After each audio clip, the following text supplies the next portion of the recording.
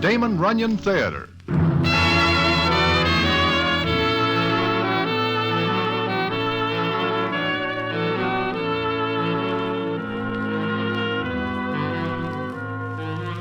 Once again, the Damon Runyon Theatre brings you another story by the master of storytellers, Damon Runyon. And this one, the hilarious A Nice Price. And to tell it to you, here is Broadway. Thanks. One hot morning in June, I am standing in front of a hotel where I am staying in New London, Connecticut. And the reason I am in such a surprising spot is something that makes a long story quite a bit longer. But it is one which is more than somewhat astonishing and gets me mixed up with the Harvards and the Yales. And I will tell you about it in a minute.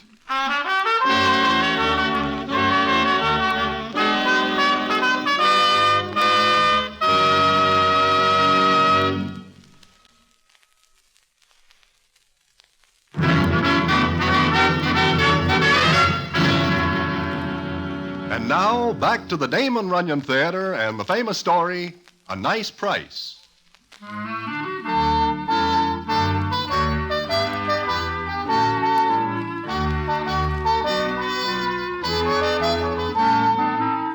As I am saying, I am standing one hot morning in June in front of my hotel in New London, Connecticut. It is quite a piece from Broadway, and how I get there goes back a couple of nights before, when I am walking along Broadway and run into Pete the peddler. Now, this Pete is no ordinary peddler and would hate to be classed as such. He has a steady job, in that he sells tickets to prize fights, football games, and various other enterprises for which ducats are sometimes scarce. He makes a nice bit of scratch from his profession because his price is always more than somewhat higher than the market. Well, as I am saying, I run into him, and the scene is as follows. Well. If it is not Broadway. Hello, Pete. How is it going with you? I cannot complain.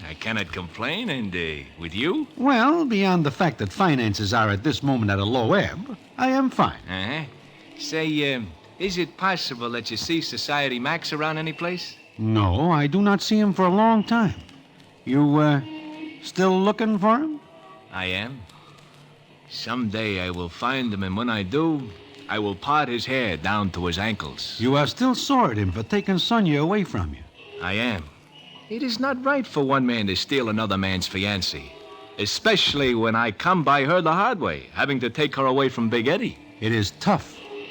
It is. But I hear you say you are low in the pockets. I am broke. I think I am able to put you in a way of cornering several bobs for yourself. That is nice. I have here some ducats for an event which is to take place in Connecticut. I have quite a few of these ducats. What are they for? A boat race. A boat race? That is what I said. This is an extra-large boat race, and I figure I can make plenty of black ink for myself. By the way, do you ever see a boat race? No. I never witnessed one myself. But I understand this one is between the Harvards and the Yales. Oh? Why are they boat racing? It happens every year. They take all their clothes off and get into rowboats and row until their tongues hang out and until they are all half dead. What is their reason for doing this? I cannot figure it. Furthermore, I am too old to figure out why college guys do this to themselves. Me too. But you say you have a proposition for me? Yeah. I am one hand short. If you will come along to New London, Connecticut with me and help me dispose of these ducats, I will cut you in. I accept the proposition. Fine. We will leave tonight. Maybe we will be able to figure out why these college guys knock their brains out in rowboats.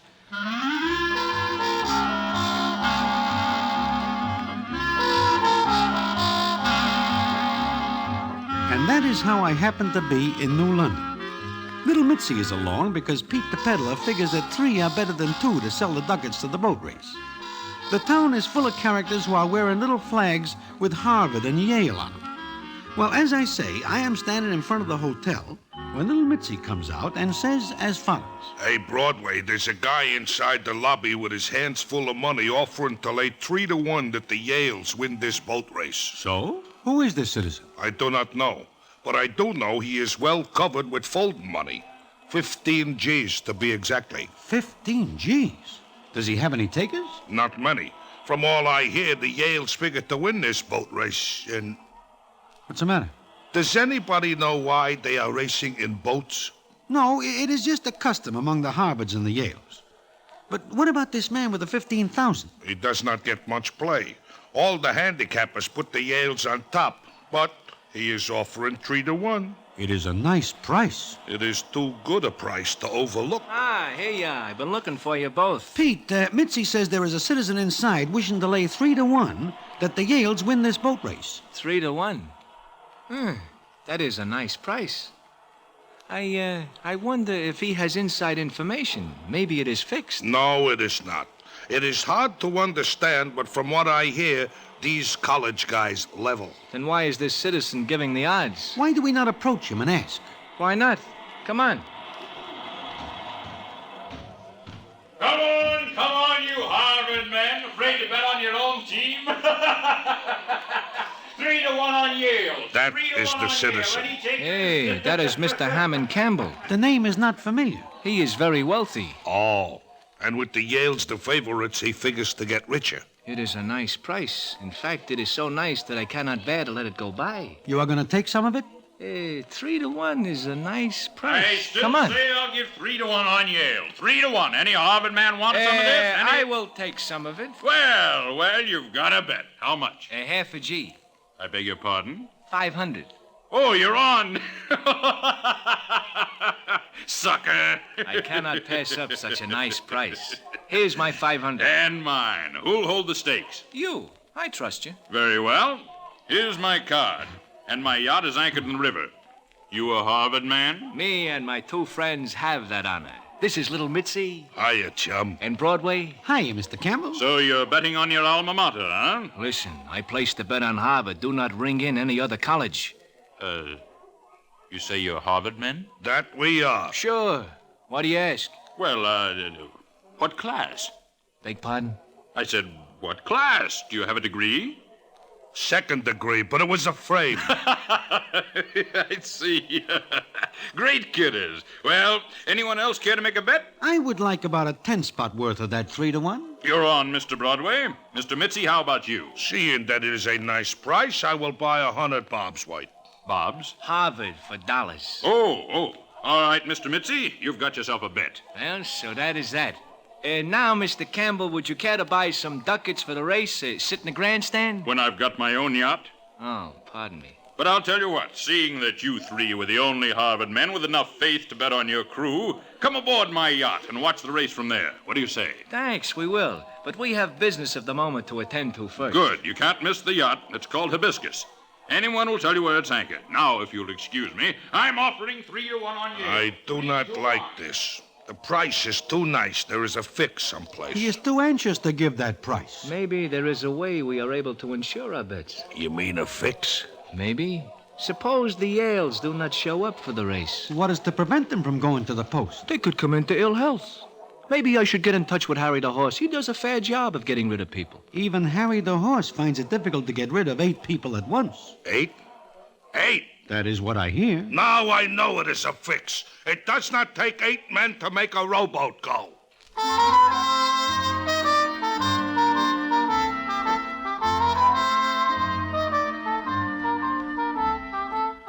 So that is the way it stands. It comes on later in the afternoon, and the 3 of us are in the lobby of the hotel trying to figure a way we can insure our bets. I am deep in thought, so I do not notice the young doll right away. It seems she is standing in front of me. Little Mitzi does not see her either. And when little Mitzi does not see a doll even 500 yards away in a thick fog, he is deep in thought, too. Anyway, I do not see her until she says as follows. Excuse me, gentlemen. Excuse me. Eh? Are you addressing me? Yes, I wonder if I might talk to the 3 of you for a minute or two. Take 10, doll. Take 10. Thank you. May I sit down? Oh, it is a pleasure, young miss. Thank you. I saw you this morning when you bet against my father. Mr. Campbell? Yes. Are you married? No, why? Have you ever given it a thought? Oh, shut up, Mitzi. I'm only looking to the future. You are crying, miss. Yes, Oh, gentlemen, Harvard must win this evening. Miss Campbell, you take the words from 3 mouths. You bet on Harvard. Do you know they'll win? If you mean, is it a fix? No. Oh. Do you have a large bet on the Harvards? My whole life. What price do you get? Price? Hmm. Oh, my happiness. My whole life depends on this race. Perhaps you will explain. It's about my fiancé, Quentin. She's got a fiancé. Hey, what about him, young miss? He goes to Harvard. He's in his last year there. He serves his full time? Oh, shut up, Mitzi. Go on, Miss Campbell. My father doesn't like Quentin, but I love him. Your father? Quentin. Oh. You love Quentin, who goes to Harvard. That much we got. Now what? One night, Father and Quentin had a quarrel about me. You wish your father knocked off? Oh, no, please. Then what? Father is a Yale man. Excuse me, but he is a little old for school, is he not? Oh, you don't understand. He's so loyal to Yale. And Quentin being a Harvard man, well, they don't get along. So they had a quarrel one night, and Quentin said that if Harvard lost to Yale, he'd give me up and never see me again. He bets you against 8 men in a rowboat? And Father will hold him to it. Besides, I agreed to go to Europe if Yale wins. Oh, I was so sure. Quentin was so sure. Why do you not elope? We can't. You don't understand Quentin. He's proud. He'll keep his word even if it costs him our happiness. Uh-huh. But, young miss, why are you telling this to us? Because I heard you make the bets and I thought you knew that Harvard would win. This is a shame.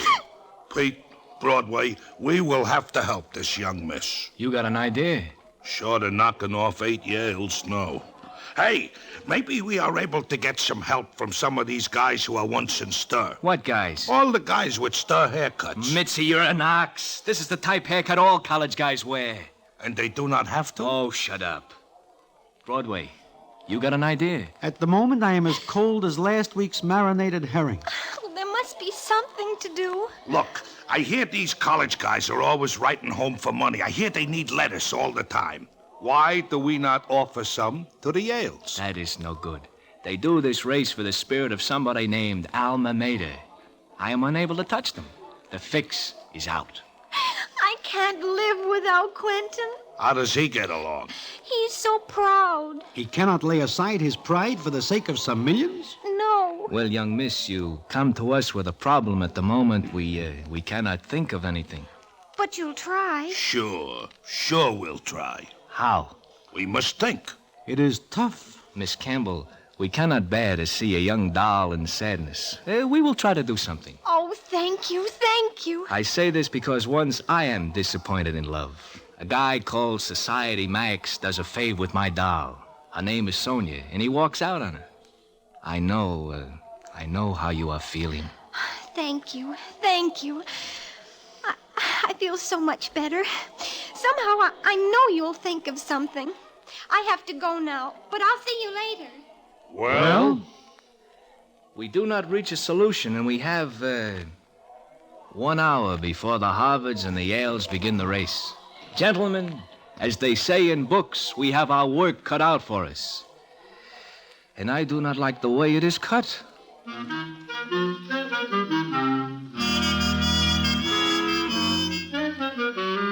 So that is the way we leave.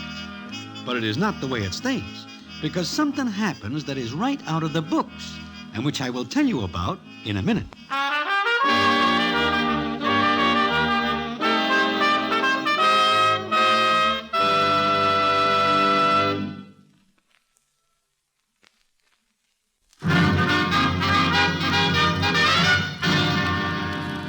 And now, back to the Damon Runyon Theatre and the famous story, A Nice Price.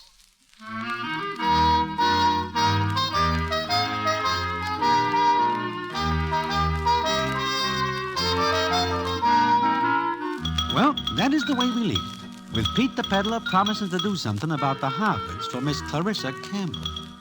Although personally, I will lay plenty of 6 to 5 that he can sooner get into the White House in a legitimate way. So it comes on later in the afternoon, and the crowd is beginning to drift to the river where the college guys are booked for the boat race. We are 3 sad people as we go aboard Mr. Campbell's yacht, the Hibiscus, because we are invited. We are no sooner on the deck than Mr. Campbell comes up to us, and the scene is as follows. Well, my Harvard friends.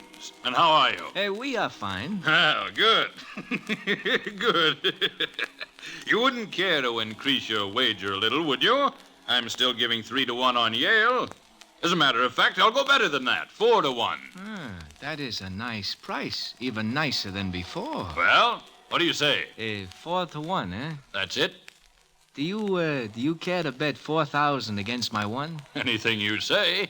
Okay. You have another bet and I have a... But what is it? Backing out already? No, I think I see somebody I know. On the yacht? I think so, but I'm not sure. There are no Harvard men, except yourselves, aboard. The citizen I think I see is not a Harvard man. In fact, there is considerable doubt that he is a man.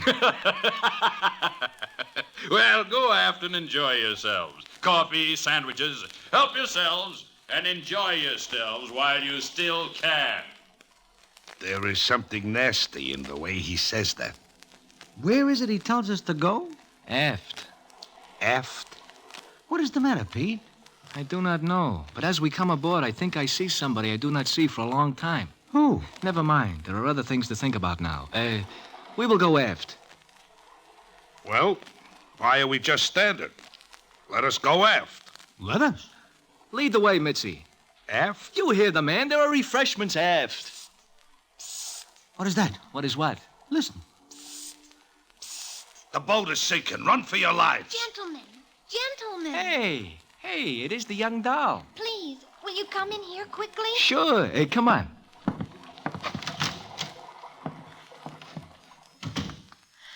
Oh, I'm so glad to see you. Is it all fixed? Well, you see... Young miss, we are at a loss.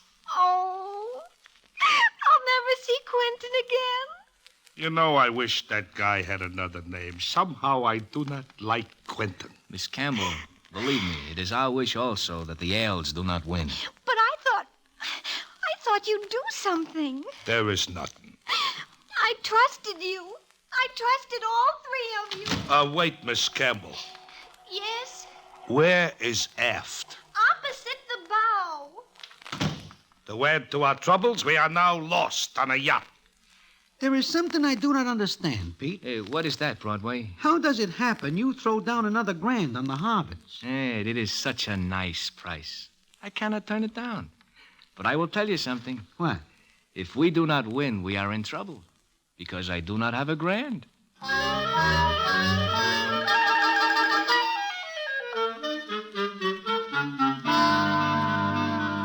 Well, by this time I am wishing that we do not come to this boat race. I am also wishing that there are no such things as the Harvards and the Yales. Nevertheless, it comes up a little later, and we are standing on the deck. Mr. Campbell pushes over to us, and the scene is as follows. Well, gentlemen, just 3 minutes until starting time. There is no chance the boat race will be called off? Called off?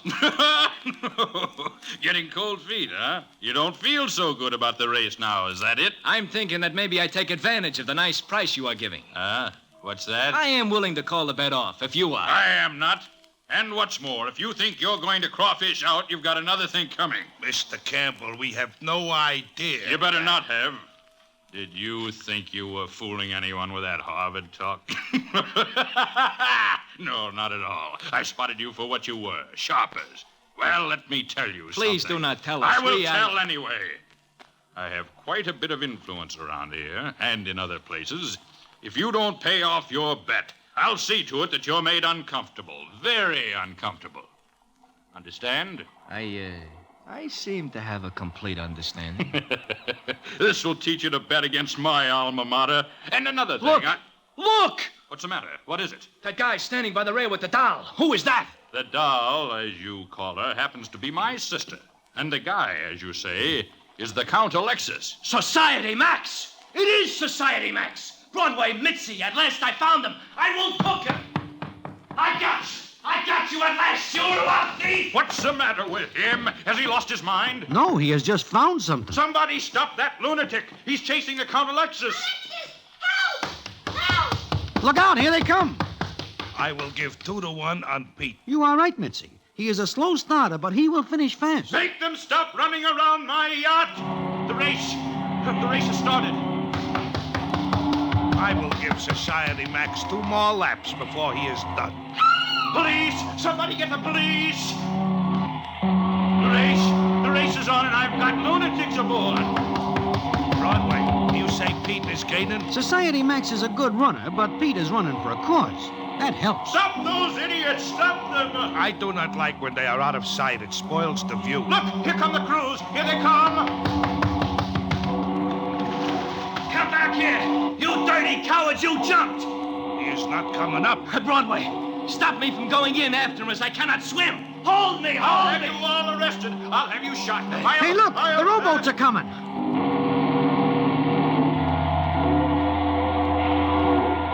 Yale is in the lead. Come on, you Eli's. The dirty coward jumps into the water. We lose. It seems like a good place for the three of us. Eli, bula. Come on, Eli. Today we fight a lost cause, Pete. Today. Look! Father, look! Harvard is moving ahead! Row, Yale, row! The Harvards are winning! The Harvards are winning! Quentin, my darling! Quentin! Yale, come on, Yale!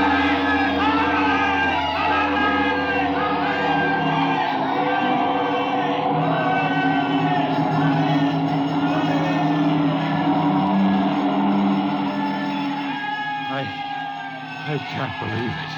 I can't believe it. My lost. Father, don't forget I can marry Quentin. And there is a little matter of some bets which we have yet to settle up, Mr. I Campbell. simply don't believe it. I can't. Harvard didn't have a chance. Yeah, but the Harvards win. Yes, Harvard won. You're going to keep your promise, aren't you, Father? I always keep my promises. Go ahead, Clarissa. Find Quentin and bring him aboard. You gentlemen, come to my cabin when you want to. It is a nice price. A nice price. I don't know how you did it, gentlemen, but you did. Harvard didn't have a chance, but you helped me. I love all of you. I'm going to kiss each of you. Mr. Broadway? Mr. Mitzi? Oh. Mr. Peddler? Oh, that's very sweet. Love is a wonderful thing. I'm going to Quentin now, and you're all invited to the wedding. She is a very sweet young miss. Yeah. I wonder what becomes of Society Max. The last I see of him, he is sinking in the water. Pete, Yeah? do you not say this boat race cannot be fixed? Yeah. Why? Then how does it happen that the Harvards hit the finish line first? They do not figure to win. I do not know. But, gentlemen, we have work to do. We are going to collect some money at a nice price.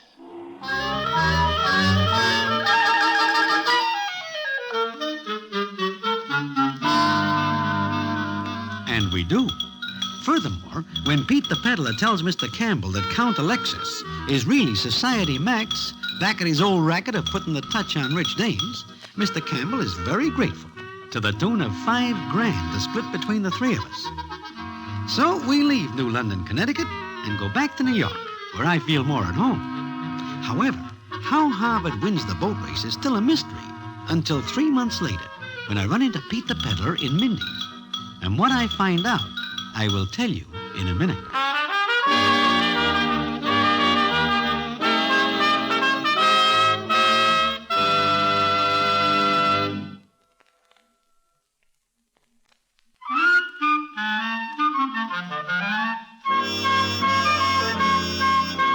As I am saying, one night I am sitting in Mindy's when I am joined by Pete the peddler. He sits down, and the scene is as follows. Say, Pete, Eh? do you remember the boat race between the Harvards and the Yales? Sure. As a matter of fact, I come in here to find you and tell you all about it. I am listening. Well, it is not until a couple of days later that I hear what happens. I hear it from a sports scribe. So? It seems that the number 6 man in the Yale rowboat breaks his oar, and that lets the Harvards win the race. Now it seems that a broken oar in a race is by no means uncommon. But it seems also that this number 6 Yale claims that he breaks his oar on a man's head. Is that possible? That is what everybody asks. They think he is crazy. But you know what? What? It is maybe a week after the Harvards and the Yales have their race that I see Society Max. Alive? And he is still alive after you see him? I am no longer mad at Society Max. I am no longer mad at Society Max because I see he is wearing a bandage on his noggin. Do you tell anybody else? Nah. I want the young miss to think I do it for her. But, I have another problem with her. Which is? It seems that next month there comes up a football game between the Harvards and the Yales. She wants me to do something about that.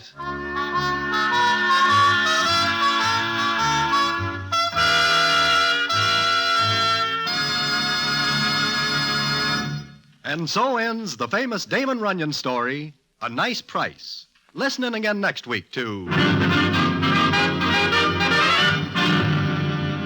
the Damon Runyon Theatre.